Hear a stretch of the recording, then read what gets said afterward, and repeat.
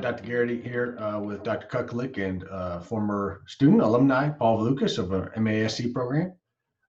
Purpose of what we're going to do and chat about today in this talk is to discuss doctoral education. So Paul is one of our alumni that has brought this question up, and I just had several students. We might be joined by the myth, the legend, Scott Caulfield, if he comes in, and talked about doctoral education as well.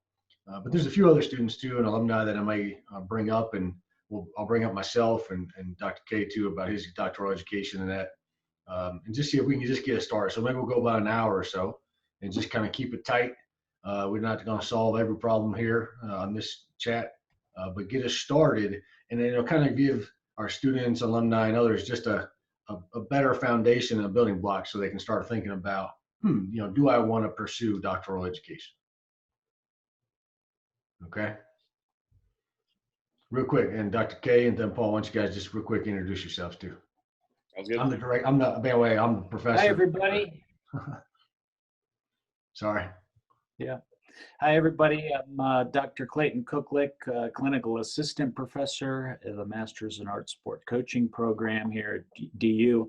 I got my PhD, going on 5 years ago now, or no, 7 years ago, 2014 from the University of Southern Mississippi.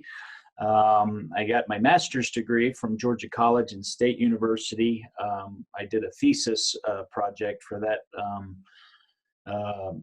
for my master's work, which may or may come up in this discussion, those differences between dissertations, outcomes, thesis statements, I think might come up in this discussion here a little bit. And my undergraduate education is in elementary education and sport pedagogy. So a little bit about my background there, and I'll shoot it over to Paul.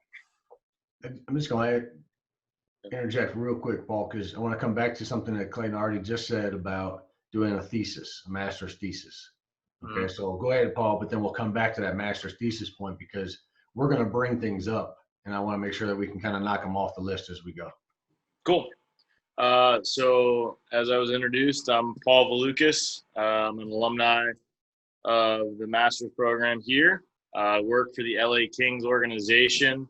I'm the head of strength and conditioning for the AHL team, the Ontario Reign, based out of El Segundo, California, but playing in obviously Ontario, California. Did my undergrad at the University of Wisconsin, where I majored in rehabilitation psychology, with also a history background as well. Haven't obviously got my PhD like the other two on the call, but I did my capstone project at DU talking about stress in athletics and looking at physical, emotional, and psychological stress and how it affects performance, and created a capstone project out of that. So that's me. Cool. Okay. Thanks, guys. Real quick, because I didn't really do it. I always forget.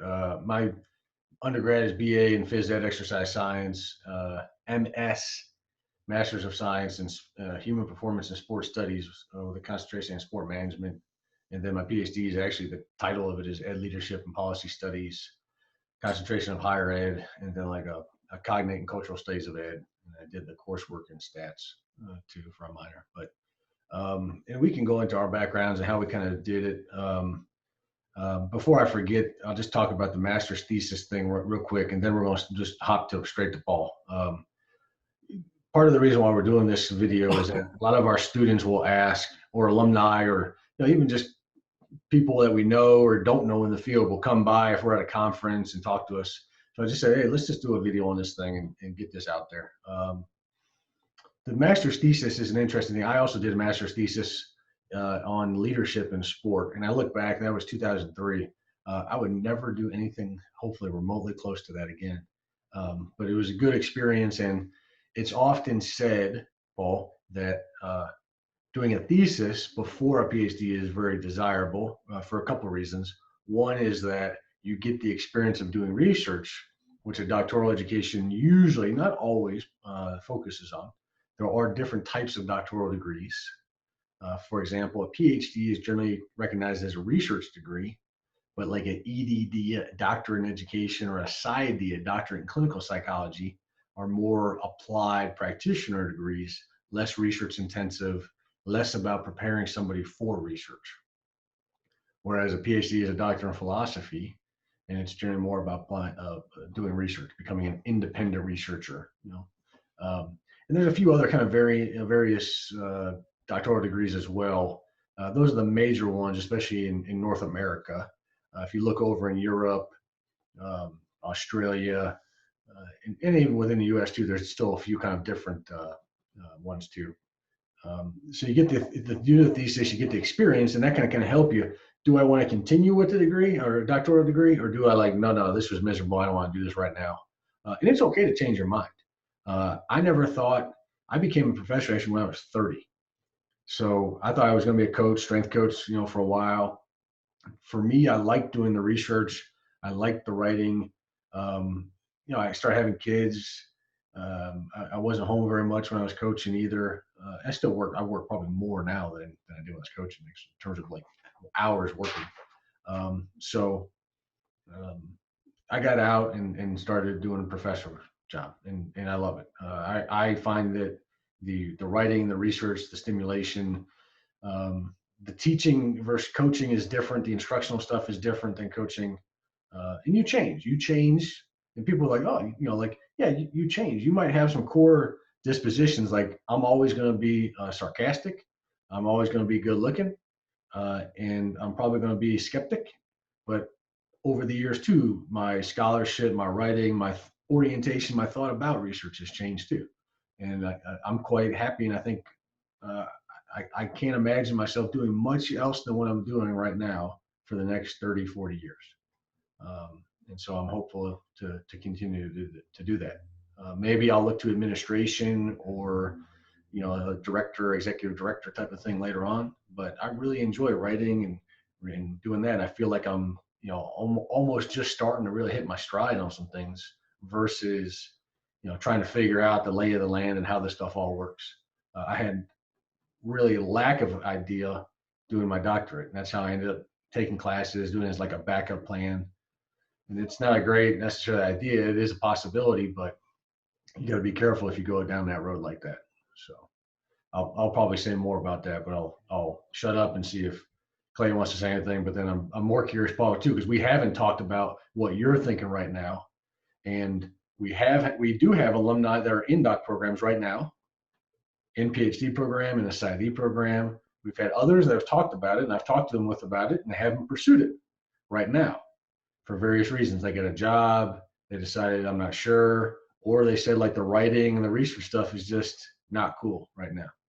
So look at this. It's a wonderful time here to be joined by Dr. Jack, the non-doctor Dr. Jack.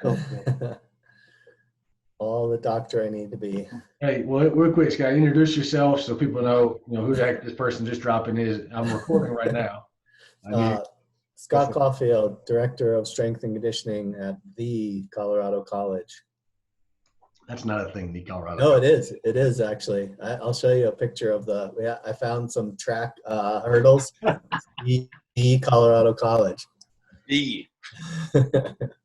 So, all right, we're into the conversation here, Scott, about doctoral education. So we just did a real quick intro. Yeah, and I'll go ahead. Go ahead.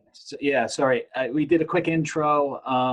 Dr. G was talking a little bit about like the differences between EDD, PhD, and maybe you can, after I get done, maybe talking about just a little bit other variations to those, being an online platform for PhD work, EDD work, versus face-to-face, which also poses some different challenges or things that you might want to think about along the way with the process. And that maybe bounce it back to Dr. G about perhaps maybe some differences in job positions with an EDD versus a PhD. And sometimes that changes a little bit as well. But regarding online face-to-face, I think there's an argument there. I did mine PhD face-to-face. Our master's program is online. you know, so I think there is some value with online or being face-to-face in a PhD program with getting some of that hands-on mentorship in the research process if you're going that route. I still think that that can also be done online as well. And I've actually mentored a couple students so far, not many, but we have Crystal was a strength and conditioning coach at Rocky Mountain, did their PhD work there. And so my point is, I guess, is to be aware, and because some of the online programs, you know, that I've seen, some can be very good and that do a really good job in being rigorous and engaging in that mentorship of the research process. However, I also have seen ones where, you know, it's an online PhD program and it's not really what the PhD degree is all about, and students come away with it unprepared with a PhD, unprepared with what they need to be able to do to be successful with a PhD job moving forward in their career. Maybe that'll be a good point to jump over to Dr. G with, you know, just some of the different jobs that you might get with a PhD and what versus EDD and what you need to be prepared for as far as job requirements, or, you know, what those jobs might entail.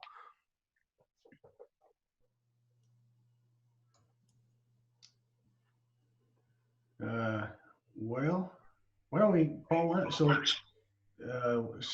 you go ahead, and I wrote down some notes, so I'm taking notes about some things to come back to. There's a lot of good points too, and that's why I just like this kind of just discussion about these types of things.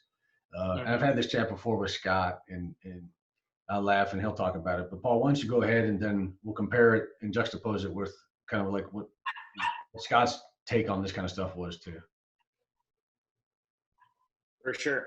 So I guess I've been thinking about it more recently, just kind of looking from a 30,000 foot view of career trajectories and whatnot. And one of the things that I've been thinking about is, you know, obviously right now I'm 28, I'm on the floor coaching all the time, and I love that, right? I thoroughly enjoy that.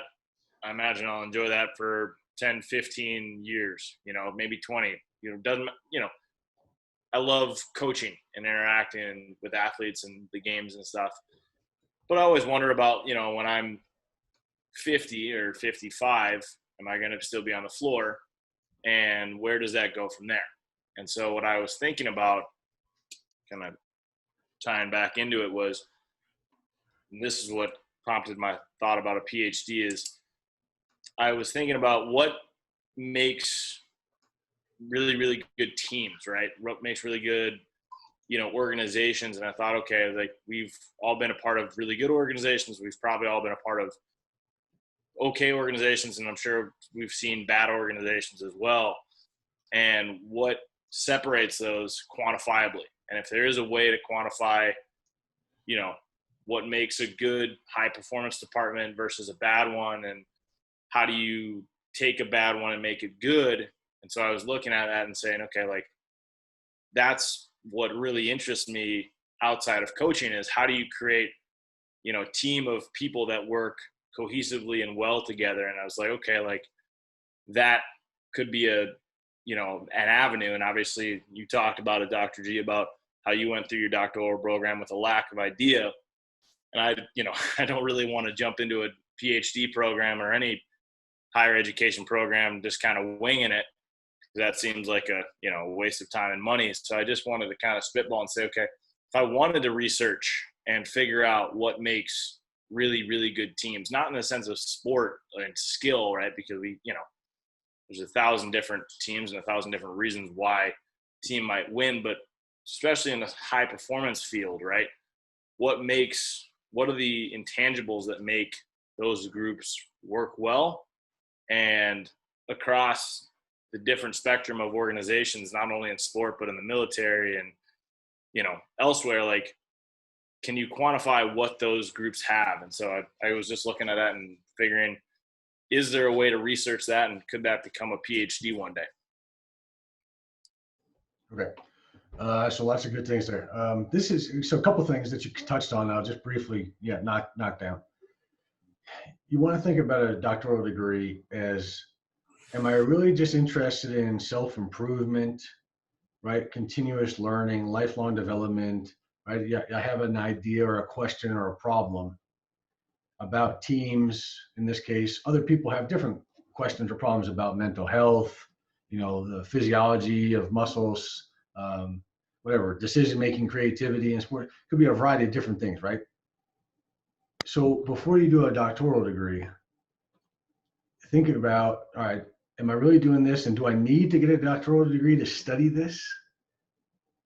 Or am I just trying to advance myself, my self-learning, my education? Do I really want to invest the time, the money, the other, resources, the capital involved in doing a doctoral degree? To what end? What are the short-term and long-term goals or consideration of how this is going to help? And I think we do want to be careful, right? My sociological lens will kick in. I want to be careful. Like, you don't get a doctoral degree, or I would just caution people to think about it before you jump in, as a way of just professional development. And like, more schooling is better, right? You've been in college for most folk by this time, at least 4 to 6 years. Like, hey guys, like, don't become institutionalized. Like, get out and go do something, maybe, and really see, are you just in the habit though of being a constant student in the university level? It doesn't mean you can't be a student and a learner outside the universities. Just be careful about being institutionalized, because you've been in school since you were a baby, all the way through 28 or so. Okay, so that's a point, right?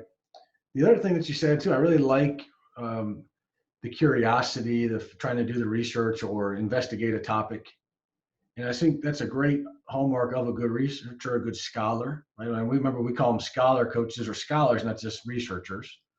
But what you just articulated, Paul, in a way, could be an entire research agenda. So to answer your question, yes, it could be a dissertation or a PhD to try to kind of answer some of the questions that you posed. But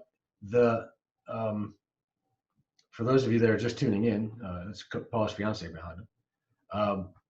But what you just articulated was also maybe like 10 years worth of research, right? So I just want to, and I use this story so many times, because I remember in my master's program, we had like 25 students in the class, in a research class back in the day, and professors, it was co-taught this year. And they said, hey, everybody think about like a research project that you want to do, or a thesis, and stand up and talk for 30 seconds, right? And we all get up, and I say we all get up and we all said we want to cure cancer, basically. And this was in sport management, sport performance field. But we were all like, oh, I want to solve the human behavior and figure out how to motivate and lead and develop the team culture. And I want to, and you're just like, you're thinking like, of all of the tools now that I have as a researcher and all the stuff I've ever read, you're just like, oh God, please just sit down. Like what you're doing is a great vision of what research is and science tries to do as a whole. And it could be an entire lifetime of research trying to do that type of thing. So, that's what graduate education or doctoral education would help too, would be to provide some sort of scientific framework, to provide the tools to be able to do some of that stuff. Okay. And I know, and Clayton will laugh too, because at the end of the day, sometimes you write these papers or you do the research and you publish it and you're like, is anybody listening to any of this? Does it really matter too? And of course the answer is yes and no, but it's more of an implication type of thing. So there's a couple points I just want to touch on.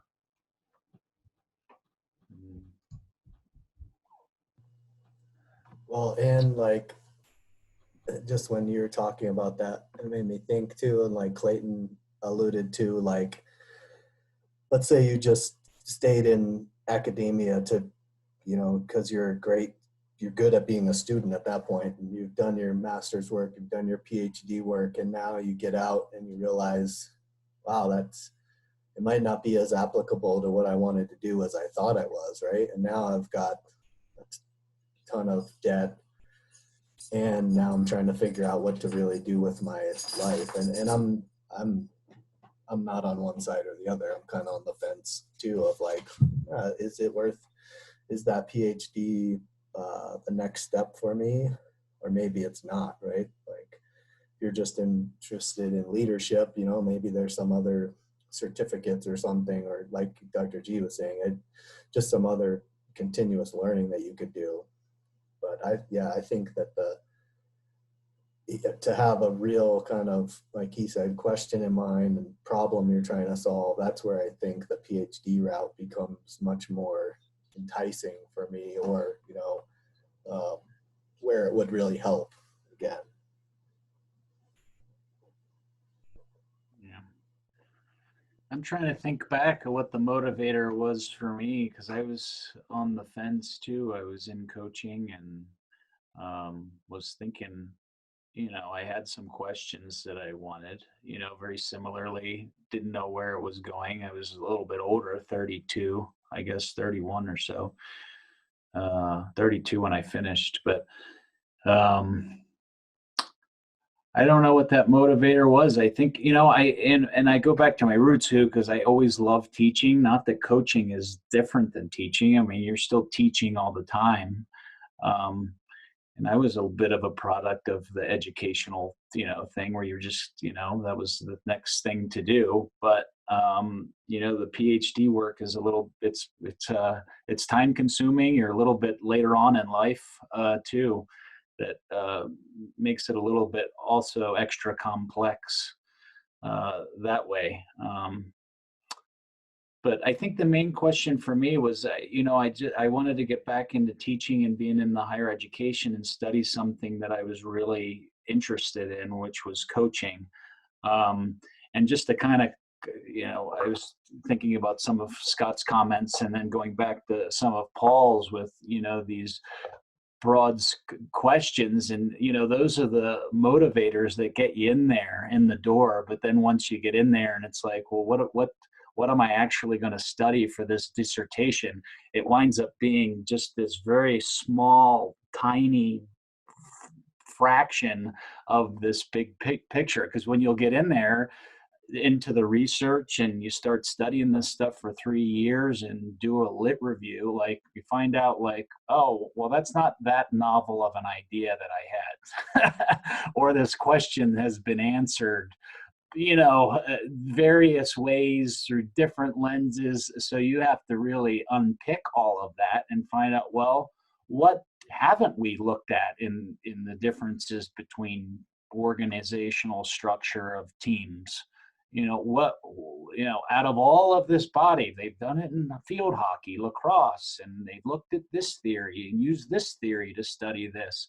And, you know, so-and-so used a sociological lens to study the same phenomenon. So it's like, well, where does my, you know, thing fit in? They have already studied this. And it's not like, you know, you should be discouraged, but there is, you know, a small fleck of that phenomenon that you need to pull out and unearth and to frame your study on with your PhD work. So I give one thing too.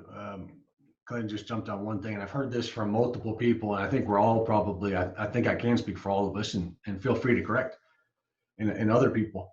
Your coaching identity, right? A coach's identity is pretty strong, right? You're very, very strongly affiliated with that coaching identity, right? I am not a coach, not now, right? Not even part-time right now, not even volunteering, not even doing anything right now. I haven't coached anything in like 2 years, or at least, you know, little kids basketball was last year, and that was it. And then it would be a different little youth team or something like that. Maybe every now and then I pick up, but I'm not going back. Like when I was in Mississippi and coaching or being a professor, I did coach for a couple of years, high school football. So it's very hard to get out of coaching because you affiliate so strongly usually with it. Many of us, I've heard this from a lot of people. But so you have to realize too, there's a transition there, right? And I think I'm you know, you guys are like, so I was a professor at Southern Miss when Clayton was doing his doc program. You know, some people are always shocked when they hear that. So I remember, from what I remember of his time when he started there too, like Paul, like you're talking about, you're trying to get better as a coach. You want to be the best that you can, right? And so you want to learn more about leadership, motivation, problem solving, you know, whatever your topical area might be. And so it makes sense to try to get a deeper understanding at a doctoral level. And then, or some people, it's constantly to ask, well, maybe I'll just do another master's degree, right? And so they do that. Right? And all that can be fine and dandy. But like Scott said too, there's a cost to all these things. It's a trade-off. So leaving, transitioning, getting out of your coaching identity. When you finish a PhD, do you go back into coaching? And we can talk about the jobs thing. I've got that written down still to go back to. What jobs, or do you go just take the skills that you still have now and apply them in your workplace, or maybe write or do some research, et cetera, et cetera. So there are a few people that do that. And we don't see that as much in coaching. You do see it, I think, in other fields, right? If you get a PhD in chemistry, or you get a PhD in, engineering, you might work for a big company, Fortune 500 company or something like that. But you don't see that quite as much. It's starting to happen a little bit more in sport, with a variety of analytics, sports science, the physiologists, sports psychologists, and that kind of thing. So. And then I also might add the coach development field and professorship has grown too as another kind of avenue. You had mentioned the sports science stuff and that kind of avenue where there would be some positions, but also in the coach development aspect, like what we do here in the master's program. So we hadn't come up yet, but it's good to look at like job descriptions too for anybody. Now you're looking at it like when you get a doctoral degree, what are the job descriptions? What are they looking for? What sort of doctoral degree? And so that way you can tell, like, do they want a PhD, a PsyD, or do they want a counselor? Do they want a physiologist, et cetera, whatever they want.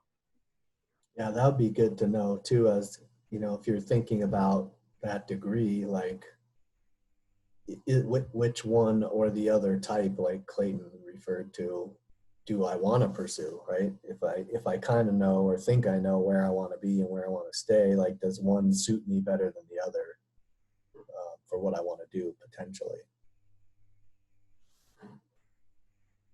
I'd like to give a shout out to Scott's sideburns. Look at those things. Silver as it gets. Hey, I thought it'd be interesting, Scott, too. Or I want to come back to it unless Paul's going to jump in too. I'm paying attention to you guys muting your microphones and whatnot. Scott, in a way, we had this conversation a couple of years ago. So I'm curious too, and that's why I like to share, how I talked you out of doing one temporarily, at least, or made writing your capstone project so miserable that you didn't want to continue right away because it was you needed to go to counseling afterwards. Yeah, no, I mean, I think it's I think like when you're in the academic mode, it's also a little bit easier to consider that, so it's like, I'm hammering this master's program and I'm feeling pretty good, but like at the end of the day, that's where I'm leaning towards, okay, maybe I should just go right into the PhD, right? I'm still used to going to class and I'm used to doing work. Like, maybe I should just keep it rolling or not, or at the end of the day, I definitely realize the amount of rigor that it takes to be, to be able to get something passed by your editing. But no, to put out good work and just like, do I have it in here to put myself into 2 to 3 to 4, who knows, if it's online, potentially a longer period of really buckling down and being a really good scholar. Like, I think that's what it was. It's like the risk and reward, which is not really a great term for it, but like, do I want to put forth that much effort potentially? Because I don't want to do it half-assed, and that's not going to get a good result either. Just as a quick kind of related sidebar, I read one study a while ago that doctoral education too is not about, there is probably above average intelligence, but it's not just pure intelligence. It's determination, and it's the motivation, desire to do it. Can you endure another 3 to 5 years of school? Because it's a big deal. Most people can, But while you're juggling your work, your family, kids perhaps, or, taking on new jobs, travel, switching positions, that's a lot of stuff that if you're not on site, like Clay was saying, if you're not on site, doing it right there and just locked in, a lot of people do ABD, all but dissertation. It's like a put down almost. Oh, I'm ABD. Like you were that close, but you couldn't finish. And again, some people they're not going to finish, and that's okay too. But the number one hurdle too that I read in the literature, and I didn't know this back then, for doctoral education is finishing the dissertation, is writing the actual dissertation. Because much like your guys' capstone projects or a thesis, you have to do that. It's not a class. You can't kind of just pass by and squeak by. Like Scott says, and my advisor too, just was just everything had to be so good. And I appreciate her so much. But at the time, it was like, am I ever going to get done? And you think you're good, and you think you got some skills, and then you realize these guys are at a different level in terms of what they know, how they think, how they theorize, how they convey that information, how they analyze whatever their science is. I mean, it's got to be kind of on the top of your game. There's not that many PhDs. It's a fraction of the percent of the population. And I'm not patting ourselves on the back. It's not like that, but I'm just saying it's a level too of man, okay, respect the game. Like you're going to be a professional. So it's the same kind of level of, bringing your A game to this area on a day in, day out basis. Because the reviewers and writing research and your peers, if that's the type of stuff that you're doing, not at a more teaching university, they're not going to take it easy on you either. I mean, the feedback that you get, the critique, the debates, it's, it can be, you mix it up a little bit there. Yeah, certainly stressful. I think I read those that research paper you were talking about. I think it is 40%. Maybe correct me if I'm wrong. Don't quote me on, but I think 40% in a PhD program actually finish the dissertation. So I think the percentages aren't high, but maybe I can actually remember when I was just finished my coursework at my PhD. I remember. I don't know if it was you, Brian, or someone said to me, he's like, oh, and literally I take 180 hours of coursework. There's no courses left. Your coursework is your 18 hours of dissertation. It's about 18 hours of dissertation. So I did that for about, I think, 3 hours it was worth. So extremely time consuming where you're doing that, but maybe a good way to segue with an EDD, you would probably, those dissertation hours would be more coursework. Maybe you can correct me if I'm wrong, but the coursework would be a little bit more coursework, maybe an application project, something similar to a capstone might be the end result, rather than a PhD program. A set number of courses that would be much less, a lot related to research methods, and then that's half of.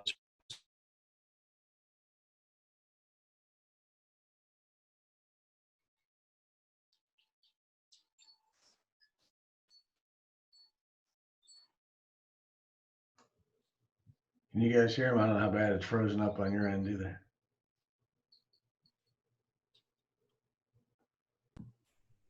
And you froze him. Yeah, he's froze out. At least it's muted now. He's muted and froze. It says my internet connection is unstable too. Can you guys hear me okay here? All good. Okay. Yeah, just says you're low. Let's just start with it. What do you think so far, Paul? I mean, I think I'm getting a lot of good notes written down, and I think you guys have all brought up good points. And I think Dr. G, the one that's kind of hit home the most for me, and Scott, you touched on it as well, is just you're in schooling mode. You're kind of going, and being like, well, yeah, okay, like that next step is obviously the PhD, but then kind of taking a step back and saying, okay, is this just because this is what I've known? Is this because this is what I've gotten used to, right? Like, you know, you've gotten used to working a job, doing your master's degree or whatever, higher education or undergrad, whatever it is. And so this is just what you're in the habit of doing. And, you know, I think one of the notes I wrote down is like, just because, you know, whether it's getting your PhD or just continuing to be a lifelong learner, I mean, those are two very different things. And I think that's something that I need to consider, you know, because it's obviously I'm younger than the rest of the people on this call. So, you know, I'm not in the same spot as you, Dr. G, or you, Scott. So, you know, it's like I could probably take a step back and say, this isn't exactly where I want to go. Right? I don't have to go there yet because I don't really want to be, I don't think I want to be a professor. I don't know. I'm not going to say 100% yay or nay, but like, I think, you know, I'd rather, you know, coaching is what I want to do. And I think what you brought up, Dr. G, where you have to kind of consider that transition. Like, to be honest, I'm not ready to, obviously not ready to leave coaching. I just got in, you know, just became a coach for all intents and purposes. So I think maybe for me at least, and we can jump to Scott after the, you know, next, because I'd like to hear what he's thinking. It might just be first more looking into continuous research and kind of finding and just learning and then going from there, right? Finding things I'm passionate about outside of coaching or within that same vein, and then saying, okay, is this something I want to pursue at, you know, higher education, or just something that I like to learn more about without the debt? I'll add one thing real quick, and then Scott. But I was emailing, Scott and I were emailing this week with another alumni, Will Ruth, okay? And we're possibly now talking about doing like a research study or maybe like a paper and some other kind of work around some of the racial issues that are going on in our time. So one of the things too, Paul Riley, is that knowing that, you know, Scott has an interest still in this and Will has an interest and they have a lot of good skills, but they're not in doc programs. Maybe not now, maybe not ever. Great. But like on our end too, and we're making the curriculum change in our program, but it's almost like I want to help, at least as a professor and as our program, I want to help facilitate you guys and others that want to do some research maybe, or do some scholarship or writing. Right? You want to produce something. You guys want to do more, right? Like it's not just, I'm not satisfied with just learning or reading a book, but I want to share stuff, or I want to produce and I want to do it really well, which I think is fantastic. I don't think we really, in today's age, we don't really have that approach to scholarship where we have master students producing, you know, with great skills and still developing. You know, it's like you're in a program, you're not in a program, this kind of thing. So we're trying to kind of figure that out too, and facilitate on our end. But and then the last related to that is, I was kind of like, if my dad will never listen to this, but if you take a year off to just stop and think too, there'll be opportunities and there'll be doc programs in a year, you know. And a year is just an arbitrary number. It could be 6 months, it could be 2 years. But it's like a car sale. Like there's always going to be deals. Don't jump into it, you know, until you're kind of ready, unless it's, you know, not really costing you type of thing too, which is really how it happened to me. Like I was at Tennessee and I could go from the master's program straight into the PhD program because it was getting paid for at that time too.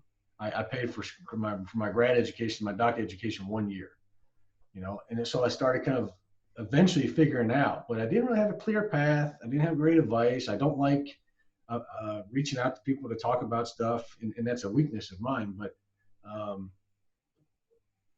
the point was, there's always going to be programs there too, if and when you're ready, you're more certain that it's a good time for you. Yeah, I think I go back to, I think if it was G or Clayton that mentioned the job descriptions, right? So I think I'm thinking of it like, well, I'm not going to get a raise in my current job, I don't think, if I have a PhD, right? So is this going to help me get a job that I would want? And that I'd be engaged to do it. So whatever that topic area is. And for me, I'm kind of thinking along the lines of like, okay, well, I think I would like to move into some sort of associate athletic director role or something like that. And hopefully it would still be in, the sports performance and coaching, at least for now, but potentially, I mean, maybe it could be a bigger like campus-wide role or something like that too, and maybe that kind of makes me think a little bit more about like the top content areas. Like, well, maybe, and like same thing with my master's, right? I got a master's in sport coaching because I didn't need any more exercise science. And again, no offense to our science friends, right? But like at the end of the day, I didn't need any greater understanding of science. And so like for me, it's going to be, all right, is this one, is it's continual lifelong learning, evolution of, being better and more educated, but also like, is it going to help me do something that I want to do at the end of the day? And I do think in an institution, and maybe if our, if my goal or your goal was in getting into high performance teams, then yeah, maybe that in the right content area, maybe that does make more sense because you're going to see a lot more of those people with that. But I know, like we know, the practical experience in coaching is kind of it's really the most important part, so does our education, our scholarship, support the rest of the stuff that we're learning. That's kind of where I'm at with it. I'll just say, I think what she's talked about, the different avenues that you could go, because then you eventually, right, becomes a PhD in what? And when you have something like, rather like, oh, I'm going to be an exercise physiologist. Okay, go get a PhD in that. It's pretty simple. I'm going to be an engineer. I'm going to be, and there's subsects of engineering, and then you start to investigate that more. I remember being an undergrad in basic psych class and hearing about all the different strands of psychology. And then, what the hell is clinical psych, experimental psych, social psych? You don't really get it, and it's still hard sometimes to understand, well, what do you actually do? And you want to look at that in the fields then for opportunities and jobs in the field, because you could study organizational leadership, business leadership, management, sport management, and there's a variety of different jobs and ways to get into professor jobs, at least in higher education, if that's the route that you want to go. Or some people eventually do it and they become a consultant. They open up their own business, those types of avenues. And actually, I didn't do, to touch on Scott's point, I didn't do an MBA back in the day, one, because it was like horrible. Like I wanted to avoid all of the business classes. I did not find it very interesting. Took a year of econ freshman year and switched to phys ed and exercise science promptly. And I thought, though, maybe I would be an athletic director. And people kept on telling me, well, then you should get an MBA, because the business aspect of it was the most important thing, not the PhD, not the research aspect of that. Well, all right, this summer, though, I'm starting the MBA program at DU, because now I want to try to get more of the business aspect and finally go back and take the finance, marketing, management, accounting classes. I still don't really find it all that interesting. The econ book is right here, and I'm looking at supply and demand charts, and it's brutal. I skim the accounting textbook too, and you got the ledgers and this and that. Like, I don't really like it, but for me right now, it's a means to an end too, to figure out how to improve our program. I'm getting older too, to try to figure out personal financing and investing, as well as ways to help our students, because we tend to focus more on the other aspects in coaching programs and not on the financial aspects too. And I want to find out ways and think about that for, again, professional development, helping our students, and all those types of things.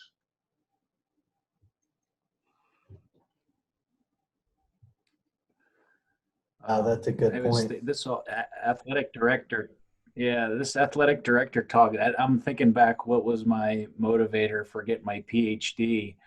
And I think at the time I was thinking about some of those questions, but I had this desire to be a coach, athletic director, and teach a couple classes, thinking of, and that was like my trifecta to do that. And I can actually remember one of the professors, I think it was Dr. Pyland or something, was like, well, if you want to do all that, and I think he had already known that like the pathway was going to kind of lead me in other directions once I started getting into it, was that, hey, you don't really need a PhD to do all these things. And I wound up saying, well, I couldn't get in anywhere else, frankly, which is a whole nother bag of worms too, is that getting into a PhD. I mean, I applied to 5 or 6 different ones and not really knowing, but I mean, Southern Miss was the only one that would take me. Now, you look at my master's degree, I had a 4.0, but when it came to GRE scores, I was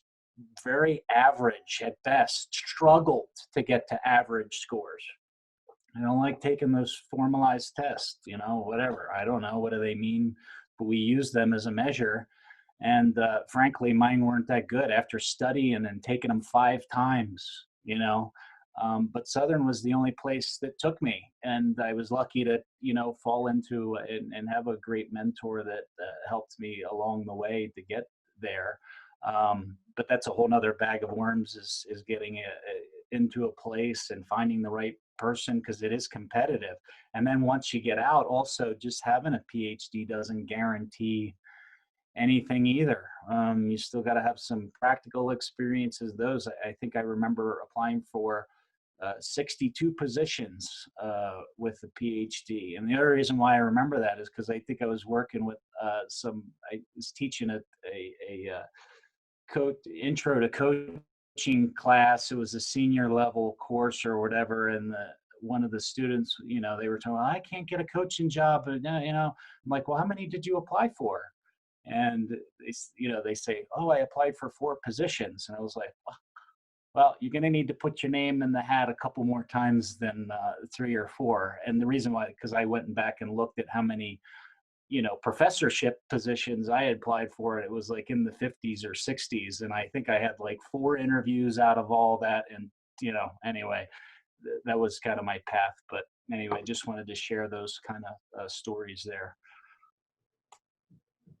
To add, remember, kind of an obvious bit of advice too that relates to what both the guys just said is you don't need a PhD to coach. It's not gonna hurt. Like, it'd be great and probably have better coaches, but you don't have to have it. It's not a job requirement. But nowadays, you really can't become a professor unless you have a PhD, and it's hard to become a independent researcher or like a lab assistant or get a full-time job at a university, even junior college, without a PhD. I mean, there are some that are master's level teachers, and they can be great teachers.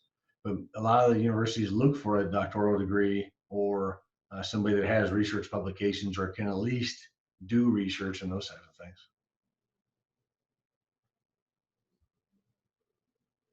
things. What else?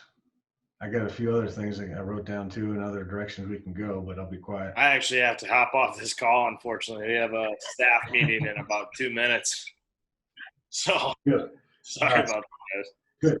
No, it's great, because this is great. So what we've done, I think, just to sum up a couple of things real quick, like we're going to talk about curriculums, programs, selecting a program, maybe next time, evaluating the quality of the faculty, the program, those considerations.